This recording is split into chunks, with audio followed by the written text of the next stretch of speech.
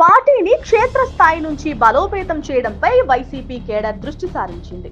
ఇందులో భాగంగా ఇప్పటికే అత్యంత కీలకమైన పలు నియోజకవర్గాలకు కొత్త ఇన్ఛార్జీలను నియమించింది. కేంద్రంలో అధికారంలో ఉన్న ఎన్డీఏ సంకీర్ణ కూటమి one nation one election concept ను తెర మీదకి తీసుకువచ్చిన నేపథ్యంలో దేశంలో జమిలీ ఎన్నికలు జరగొచ్చంటూ వార్తలు వస్తూ ఉండడంతో ఇప్పటి నుంచే పార్టీ బలోపేతంపై వైఎస్ జగన్ దృష్టి సారించారు.